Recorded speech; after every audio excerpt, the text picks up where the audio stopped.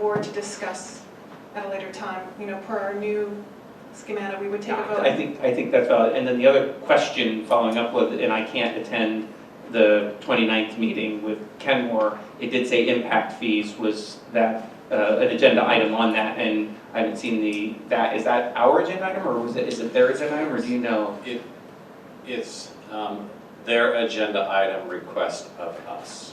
So I think that what's happening is, I think in multiple discussion groups, in multiple venues, the whole issue of impact fees, because I have also been contacted by 2 city council people, so people are conflating the issue of impact fees that cities can collect and why can't the district collect impact fees. So I've had similar conversations. So in my discussion with the city manager about topics that would be of interest, he indicated that would be one that has come up in his council discussion. So some information from us as to our ability or inability to collect impact fees and how that may differ from the rules that the city operates under. I could suggest that they give us a percentage of the impact fees they collect. Legally, that would go to a different fund, but the boundaries for City of Kenmore, if Kenmore grows, and you do special assessments or impact fees, and they have to put in a sidewalk. So you put in the sidewalk there. It's easier to track than it is for school district and the Growth Management Act. So that starts to make sense, but it's still nonetheless, I think, a policy preference of mine to take the actions that we can to collect those impact fees if possible. Maybe from the discussion with both city councils, the one that we have here at Kenmore, and then I don't know if we were going to hopefully maybe schedule one soon with Bob. I think that's to be discussed a little bit later. That maybe we should wait, meaning she gets her information, we have this conversation with Kenmore, we have the conversation with Bothell, and then come back and see where we would be with what you wanted to put on the agenda. Because that might give us more collective information. Absolutely, yeah. So moving back to where President Capps was moving us towards, I think we're in the additional information gathering stage, and we're reaching out to partners, and then Superintendent Francois saying that he's getting contacted on this, and then basically, it sounds like the message is we want to be informed about impact fees at the school district and make a good decision about impact fees, and we're in the information gathering phase.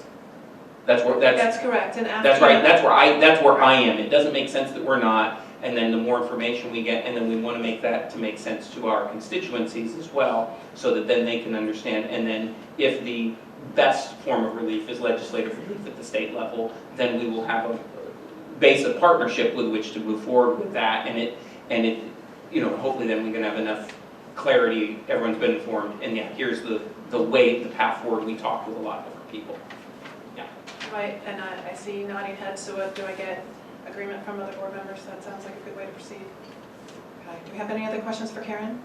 No, and I thank you for putting it all together, because I feel like this direction is going to move kind of this conversation forward instead of it getting stuck in the same Information was invaluable. place. Yeah. Oh yeah, definitely. It was just that next. It was just trying to crack the nut. Thank you. Yeah. Yeah, and I'm just saying I think this is a good direction to go. Having so yeah. All right, so I've written it down on my to-do list. Thank you, Karen. David, I wondered if David had any comment on impact fees. No, I think what we're doing is gathering information and having meetings with the city officials is a great step on this issue. The next item, because I said there were the 3 related finance audit committee. We have not yet formed really. I mean, I'm the audit committee member, but I really have not met with others. And the more I was thinking about it, because I'm a college professor, university professor, and so our committees have a charge that's given to them. And oftentimes, here's what you're supposed to do, and then it's almost bring something back to the formal main body. And so when we think about what we want our audit committee to do and how to do that, and so we had talked about, there was the proposal I had brought forward. Part of what we're doing, we're in our budget process. We have the audit, which I think is supposed to be wrapping up, and then so just trying to make sure that that's still there, and that we would make a collective decision about how the board wants to use and the audit committee. And I don't think we've yet had that. We Yeah. haven't had that discussion yet because the last time we discussed about it, we did discuss waiting till the audit was completed, until we got more information about the budget. I do have it, I am keeping a tally of items that come up, and so I do still have it on my list. So. Sorry, did I miss that? Is So at the that, no, bottom? so this is my personal planning list. Okay, Yeah, we can forward that. Larry and I were working on a format. If there's something that we're, Yeah. it's a great list. Well, and this is a list, actually, Larry made it very comprehensive about a lot of initiatives going on in the district. So it's, But I think Ken asked a good question in the sense that, did you do all? audit committee, yeah. It's written out in one of the policies that has to do with the board of directors in terms of what the audit committee of one is responsible for, which is reviewing expenses that go out. But, I mean, but your proposal was a much larger scope and would be a much more involved discussion. You know, perhaps as, you know, tracking my to-do list, I was waiting for those items, like the finishing of the audit, to be completed before we discussed what to do next. agreed. I just didn't, I didn't see it on the board planner, just wondering if there's a tentative time, or maybe we could talk about it after we have the audit exit conference, or at the concurrent or something like that. I don't know, I'm just looking for a time to have that conversation. I feel like that was our March. So task force in general and community engagement by the board is on the March Yes. agenda. Yes. Which, you know, it's one of those situations, I'm a bit concerned that because the proposal from Ken is very large in scope, we might not have time to cover it to the level of detail that Ken was proposing, but there is a bullet item, it is possible we could cover it in the community engagement study session, or board retreat at the end of March. Okay, I remember now why March was, that we needed to address our task force philosophy before we created yet another task force. I think that's where March came in. And talking about task force in terms of Right. the board role in them, Right. you know, there's board created task force, there's administrative created task force, and so kind of in terms of the overall philosophy and implementation of it, and that's why, again, it is my hope that we would have time to talk about Ken's proposal, but I'm not against looking at other No, opportunities if we don't I get a actually chance. concur with Director Hayes saying, and make it dependent upon that, because I think that community engagement and task force philosophy, it completely is appropriate then to fall within the outgrowth of that. And that will, even that notion of giving a charge to the task forces, here's exactly what we want to do. You know, are you making the decision, or are you giving advice or considering three alternatives to be brought back? I think that kind of level of scope and clarity on that's great. So yeah, so as long as that's, And I am we still realize tracking that it's it. dependent upon that. Yep. That's great. And then the last one I had was the board priority setting for our budget meeting due to the levy cliff and all other things.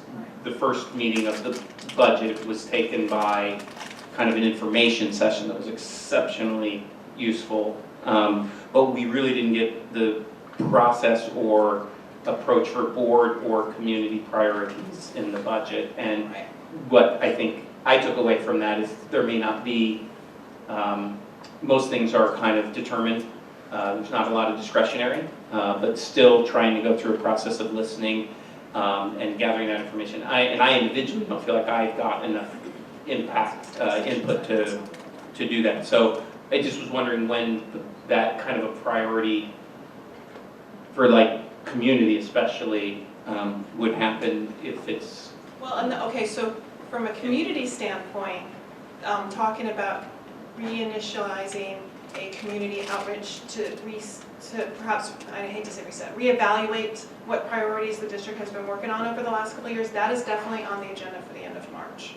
Because that's a longer term effort and definitely falls under the community engagement. Totally agree. But we do not have a specific item on an agenda to talk about starting to take all these bits and put them together for budget prioritization. And we had talked about, and I brought this up at the budget study session, we had talked about having this sticky, you know, we were going to do these little sticky dots of what the priorities of the board were, and I guess it seems like, and I mentioned this again at the study session, that there's not saying we want to do this in this separate meeting, but in reality, that can't happen or isn't happening. So I think we need to have the further discussion of, is this a reality that we can, with some of this discretionary, which might not be a lot of discretionary money, but kind of do this prioritization?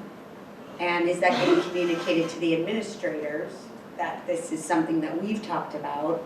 And because I don't want it to be a situation where it's not communicated now.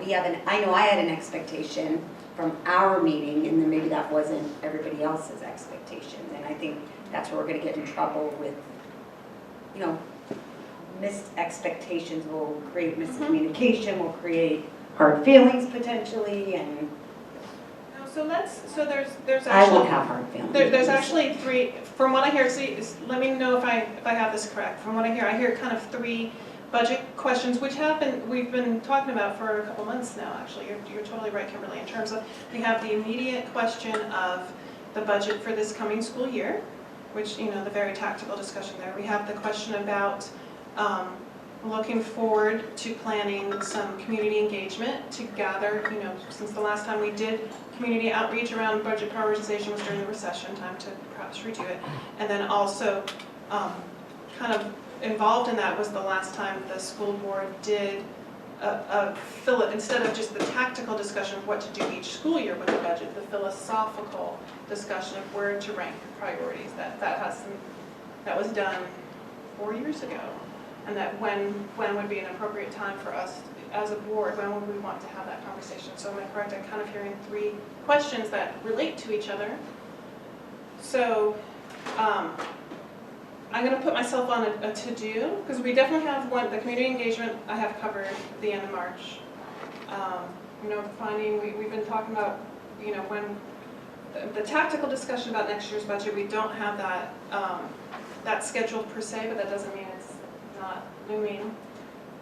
And then the discussion about the board, philosophical priorities, perhaps that's something we could perhaps talk about during the board retreat. Yeah, you know, finding a time to talk about that. When we're talking about community engagement, would that be an appropriate time to talk about when, as a board, we would also take that engagement to create a comprehensive? Does that make sense? I'm trying to rope all these conversations together.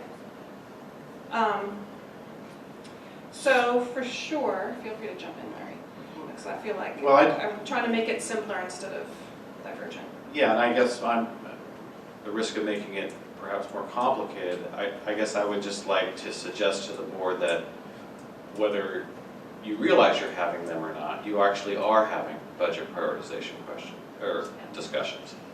I would say that the kindergarten and enrollment mitigation exercise and then final decision was a huge budget prioritization question, although it was approached primarily from a programmatic standpoint. I would say the recent study session you had around start time and the work of the task force and the input you provided to the task force moving forward was secondarily a budget prioritization question.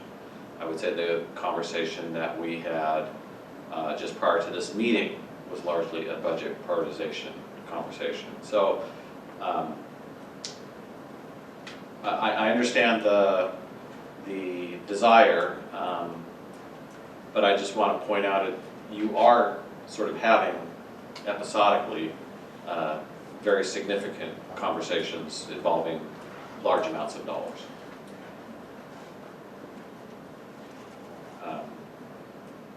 Now, as we sort of look to the future, if we want to redo some of the processes that had in the past, which was really kind of a value voting process that occurred in a happier day of anticipating a turnaround in state funding from cutting to actually enhancing, and sort of what we wanted to consider as our priorities. And I think we've point to lots of things that we've done that adhere to sort of those structures. Or some kind of community structure. I think we've talked about that as perhaps something we would look at perhaps next fall as we look towards supposedly the fully funded basic education day that's going to arrive next spring. But we do have a tactical conversation to circle back to about a number of specific recommendations that were part of our budget presentation, earlier this month. As well as, the start time conversation as well. So I'd welcome any thoughts and all. I mean, definitely, like I said, the community engagement, that might be a very good time to talk about for lack of just to make sure I'm being clear, the sticky note conversation from the board for a long-term budget prioritization vision. To kick it off, since that's just in a couple weeks anyways. And then we will definitely sort out when we're going to have the more tactical conversation for this coming fall. I'm wondering if March might be premature for sticking, I understand the urgency, but I'm just thinking timelines. I'm thinking more planning. I'm not thinking Yeah. doing it, I'm thinking more planning. Of when we're gonna do it? Yes, because if we're going to Okay. do community engagement around that very question, it makes sense for us to have the entire, long-term, a planning conversation about what we would think would be an appropriate timeline, because obviously we would want to have our own conversation in conjunction with whatever community feedback we got. So I think from a first step in the planning, we could tackle it there, and then we'll rope back around about the, again, the tactical questions about how this coming year is coming up, and perhaps we'll have answers about the levy cliff and things like that coming up soon, so which would help our discussions as well. So not a final resolution, but is that helpful? Can you repeat the three things? You had said that there was the community, The community engagement. the board, and the tactical. You're right. Right, so I think my sense is we do have a board, or a budget calendar, and so I think, at least for where I'm coming from, I think we're, in my mind, on target for that budget calendar, to go through that process. Right. The community engagement piece, I think, makes a lot of sense, planning that in March. And then the board piece, I concur with the superintendent, that we have been doing a lot of that, and then as we continue to go through maybe a fallish type retreat type of a thing, and that's almost maybe more goal setting or vision setting type of a thing that may not be as directly related to budget. It might be nice, better even to do that. And May is the time when we do our board self-evaluation, and then think So- about goal so, setting right, for the right. next year. Yeah, so the timing is actually. Right, so then I'm hearing you say that I'm saying the tactical stuff is on a process that's already, and then the other pieces fit nicely in the community engagement planning piece. And so there's not anything to add, it was just clarifying that's where those pieces are going. Does that help? Yeah, that's fine with me. Okay. I just want to make sure Kimberly and or David were fine with that. Okay. And that's all that I have. Good conversations. And I cut that in half from last time. I'll continue to try and do that geometric progression. There's 1.5 things next week. I want to see that, huh? Anyone else have any topics? Right. Yes, I do. Keep it in half. Well, I think that you should feel free to bring up what you feel is necessary. But yes, those took a while. So I'm going to try to make these quicker. But I want to thank Heather for getting the challenge information that was about how many students were taking challenge, not how many students, how many classes per student. I found that really helpful, and I don't know if it helped you guys, but just to know that the students that were taking 4 was about 10%. So I found that helpful to the discussion. So I appreciated that. And the later start survey, we got information back in our board briefing about that. And I really didn't, I guess maybe I want to ask this to Leanne. Or Leanna, or maybe I'm trying to ascertain like how we're putting these surveys together, because do you think they're helping to gather, do you think they're effective in gathering the data we're looking at? Because I wasn't sure quite what to make of that information that we got back. It just seemed I don't know, I mean, some of it was useful, I'm not sure having the open-ended questions, how helpful they are. Sorry, I'm not trying to put you on the spot. Well, I I would shouldn't need Brian and Carolyn's help with that, since they're using that data in the task forces themselves. This is But, a future. oh, okay. I guess Yeah, I this is asked sorry, my I question shouldn't wrong. have Yeah, jumped no, my forward. fault. So, I haven't gotten that's used good. to that. Okay. No, so, yeah, so basically, Sorry. you have a question about, I do. so the question is about the start time And survey. it was in the challenge survey that we just put out, or not challenge, I'm sorry, the middle school, no, the grade reconfiguration survey. My question isn't really to critique them, it's more, when I've answered them, I'm not sure necessarily what I'm being asked. And then I looked at the start time survey information, and I'm wondering, are we eliciting the information that we need to, that we're looking for? Is there a different approach? How useful is this format? Are we getting it, so I don't know, maybe that's a board briefing. My understanding was the start time task force put the survey together to gather the information they needed to move forward with their work. Okay, so was it, sorry, Leanne, like, Yeah, and No, it's, I worked with them on that. Okay. So I think we can do it. and the not middle school, the grade reconfiguration survey was much the same. So they were open-ended questions that was asking, and I didn't think it was necessarily a negative thing to get qualitative information like that, but when I was doing the survey, and I heard this from a few other people, I didn't really know what I was being asked. And so it would have been nice to have some type of guidance on those, like maybe a little more information, but then I didn't quite know what the purpose, what was the outcome we were looking for from those surveys, and from the perspective of the people involved in them, were we getting back information that was helpful and useful? Does that make sense? It does. I think the purpose of the surveys is to inform the ongoing work of the task forces, so to get essentially qualitative feedback, or primarily qualitative feedback, where we can identify what are the themes, what are the trends that we're seeing in what people are saying, that can then help the task forces where, I mean, I think what we're not trying to do is go to people and say, do you want X or do you want Y? Either because we're not at that point yet in the process, or that's not a particularly helpful question to ask given the complexity of the issue and all of the explanation you would have to provide people so that they could make an informed choice between X and Y. So it's really an attempt to elicit broad themes, broad concerns, broad questions, broad interests that people have, so that that can help inform our process. Okay, yeah, I just found they were,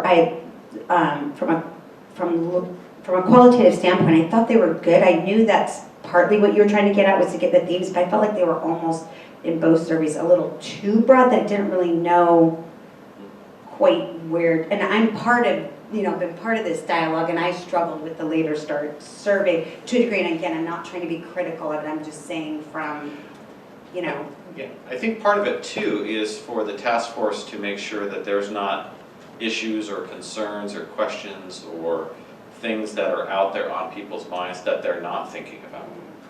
So to make sure that they're circling around all the right issues that that community or parents or whomever would have their mind around. And particularly around the start time task force survey, the bulk of the respondents were elementary parents. So, one of the things that tells us is this is not just a high school issue, and we've known that all along, but it's important to know sort of what our elementary parents are thinking about this issue, because as we know, anything we do is going to impact all three levels, not just the high school level. you could only check one box for your student.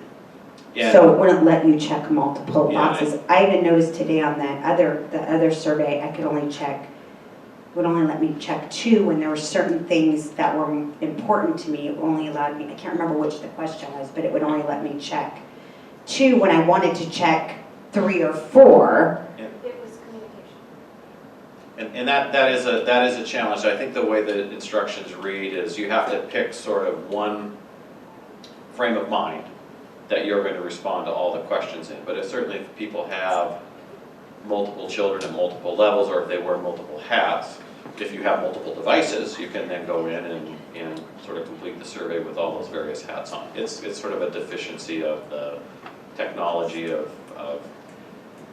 trying to get representative feedback, but also not trying to allow the opportunity for people to stuff the ballot box, so to speak. Yeah, so I mean, maybe on future ones you could check both, because I just don't want to generalize and say, well, mostly elementary, because I think to generalize when you can only check one, we just have to be careful of how we're generalizing results, you know. So, But that answered. okay. Yeah, fortunately, we're getting a broad enough response to these surveys. We had over 400 just by the end of the day yesterday on the survey that launched yesterday. Yes. And so. On that one, can you check more than one? See, I only have one child. Well, you know, and actually Yes. there were options to say, do you have junior high and elementary, do you have? Oh, No, you're right, I saw that this It was time. one box that says combination, elementary, junior Okay. high, or high school. Okay. So that's kind of the catch-all that That's people. good. Yeah, perfect. So do you need any more follow-up, or do any other board members need to follow up on that question? I think you answered it, just the purpose was of what we are missing. That makes, or what we might not have seen. So that makes more sense from that standpoint. That's why I was having a hard time adding anything to it, because I'm like, We first sort of deployed that more open-ended strategy when we began the boundary adjustment process, and we went out for our considerations to help inform the EDTF about what kinds of things should they be thinking. And you've probably seen that list of, you know, keeping neighborhoods intact, keeping cohorts intact, bus times, travel, all of that, and probably things that they may have been able to discern on their own, but it certainly helped their process to know for certain that that's really what people were thinking about. thank you.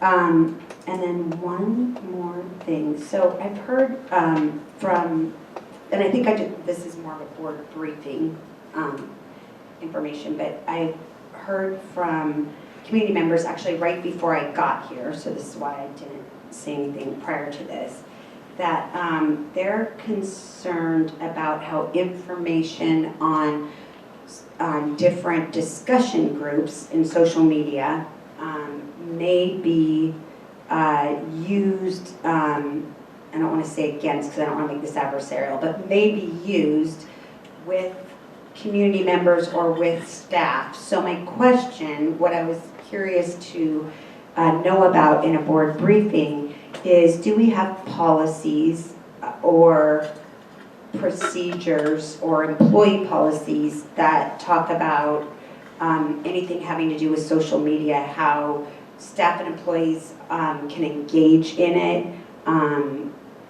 whether they are allowed to have conversations on it, whether that might create backlash from it. And I didn't know if there was anything in handbooks, employee handbooks, or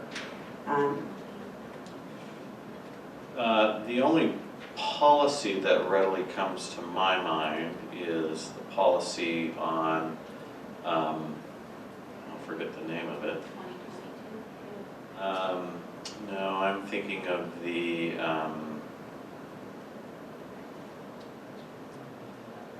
well, there's the, employee participation in political activities, I'm thinking of maintaining professional boundaries between employees and students. That's a policy that does contain specific guidance around use of social media, but it primarily has to do with, use of social media and communicating with students and making sure that employees are staying on the right side of that line. I don't think we have anything in particular. 2022P? you guys could just, you're welcome just to put it in a board briefing, and we could just, if you wanted. That's our responsible use procedure. We'll put that in.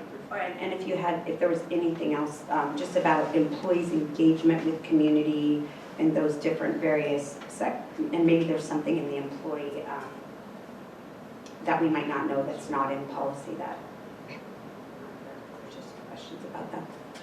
I'll leave it there. All right, any other new business topics? Well, David, do you have any new business topics? I do not think any. He's a trooper. He's such a trooper. Okay, we will move on then to the next item, which is board member reports. And Kimberly, you're up first.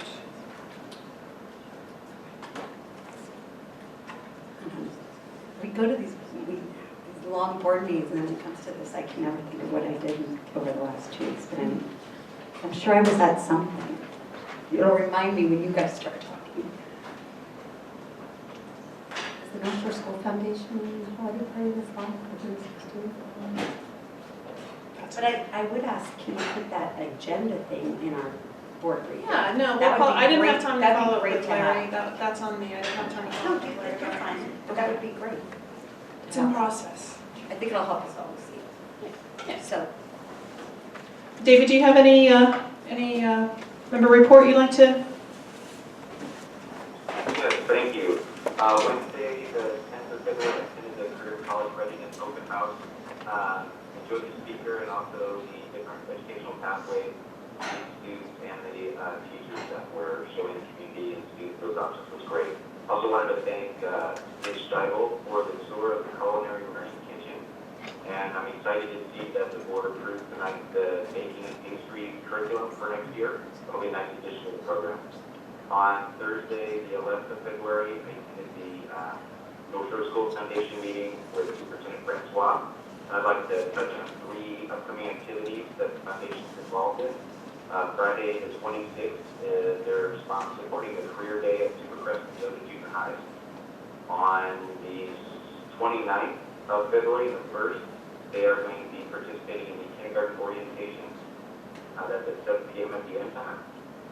And then the 12th of March, they are sponsoring the Math Olympiad for 4th graders at Woodmore Elementary School from 9 to 11 a.m. and that's on a Saturday. And then finally, also on the 18th of February, I attended the roundtable with Representative Susan Gilbetting, and I thank her very much for making time to speak with us. Thank you. Thank you, David. Sandy, do you have anything? Just a couple of things. One, on February 10th, I attended the Buffalo Youth Court Advisory meeting.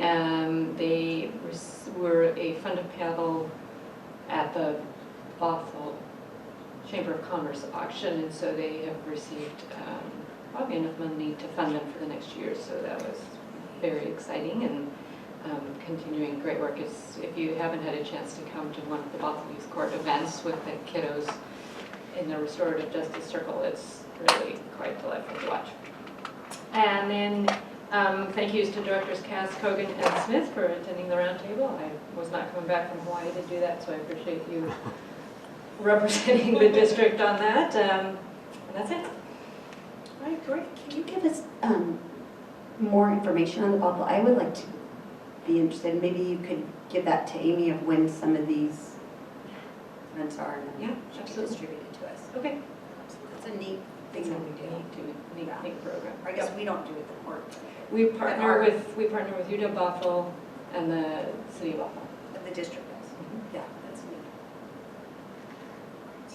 Ken, do you have anything? Yeah. It was less time with the break for school, but I did attend the NSD roundtable with Representative Benny and several other school districts, superintendents from the other districts, as well as some of our higher ed close by. And that was a really valuable event to maintain our relationship, to hear more about the federal regulations, and just to have regional contacts. And so I think that's a really useful thing. It was very nice to have the meeting here and to have our picture with our very nice logo. I don't know what script, like sans serif or whatever font that is, but maybe in a future board briefing, we could find out exactly what that is, because I think it's really cool and would like to, name my dog, in that. I think it would be a great name for a dog. But it was, in all seriousness, one of our briefing items, or those was to have you. But in all seriousness, I think it was great to be able to meet here, and that the representative felt good to reach out to us, and that we continue to be connected intergovernmentally. I think it's really important. Thank you, Ken. And I just have to add, I was also at the roundtable with Representative Del Benny, who always amazes me with her accessibility, and accessibility combined with honest discussions, and it's always a wonderful experience to meet with her. Also, February 11th, Thursday after the last meeting, in support of Director D'Angelo, I attended the EDTF meeting that she wasn't able to get, and just to let the board know, the EDTF is currently working on all the interesting calculations on what to propose as a building for the Maltby site, because that's a proposition they have to come forward with in the next couple months, and so it's always an honor to support them. So I was glad board members don't contribute, but I'm happy to be in the room in case they have any questions. And then I did get to attend a playoff basketball game for Woodinville High School, which was fun. It was very fun. I always like doing those as well. So that's what I have. And then lastly, I do have some notes for the board. There are some transition open houses which have been coming up in the board briefing, the agenda. So there are several March, and I can get you the list if you don't. I believe we already have them. But basically, as board members, we don't have a responsibility per se there. But it's helpful when we had the open houses when the draft boundaries were out. It is helpful, I think, to hear people's questions and be there, even though we don't have specific answers. I think it's helpful. So the only thing is if there's a quorum, we do have to kind of watch that. So I do have dates March 7th, 9th, 15th, 23rd, 31. We can talk about that perhaps. We can get those dates out to folks. What's that? March 7th? 2nd. And I'd like Sky to be as close to me. Yeah, so March 15th, that's would it be helpful to have I know it has been coming out, but just to help people organize, would it be helpful to have an individual email on this, or? I can RSVP to Cindy. Yeah, okay, good. Yeah, so I guess if you haven't RSVP to Cindy, if you're planning on going, please let her know so she can watch the count in case we get a quorum. Okay, great. Second, so we do have a request for a joint meeting with Bothell City Council. They've proposed, since they meet the first, second, and Thursdays of the month, obviously the Tuesdays, thank you, I'm sorry. First, second, and third Tuesdays of the month. May 3rd, being a Tuesday that we do not have a board meeting, May 3rd at 6 p.m. is a proposed date, if that's not too far out in the future. If anyone's interested in attending that. And there is a school improvement visit that morning at North Shore Junior High, so that would be in addition to that morning committee on that day. Yeah, so May 3rd. I'm available on 3rd. I'm available that day as well. What time do they start? 6? 6 p.m.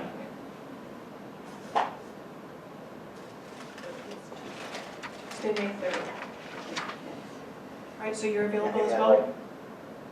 David, are you available? Oh my gosh, awesome. Okay, so I think at this time it looks like all 5 of us. I will confirm with city manager and city council member, and we'll work on agenda sometime in the future. I have another date. Can I bring another date to you really quick? Yeah. The second board, or the first board meeting in July, my daughter's getting married.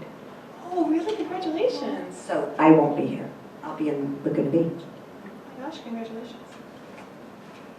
It's a week-long affair. I imagine you're going to have your hands full. Well, congratulations, and thank you for the advance notice. That's very advance notice. Well, great. So That doesn't mean I won't be able to call in, because I forget that we have this option now, so we will sort that out as we get closer, for I sure. just want you to get that on the radar. And then lastly, really quick, so before David can sign off, the NSD conference. So Kimberly's unable to attend, correct? But Ken, were you thinking about going to the NSD conference in Boston, April 9th through 11th? I don't believe I will be able to attend that. So I'll be in Albuquerque for 5 days Okay. before that for the community schools. Okay, so, and so Kimberly, and for sure Kimberly, you're not going. Okay, so at this time, I'm not able to go as well, so that's, So is no one going there? think perhaps no one's going. Okay, so I believe that's it. I'd like to adjourn the meeting. Thank you, everyone. March 15th, or March, I'm sorry.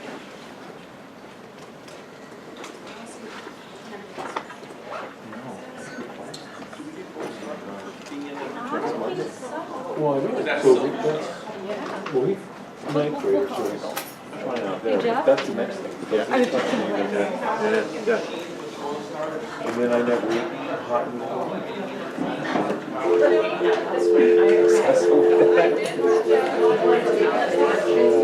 Yeah, I spent a lot of time in parking lots waiting for them to finish. I mean, it's nice though. Yeah, I do a lot of that. You know, I complain about it, but I just get the biggest kick out of watching it.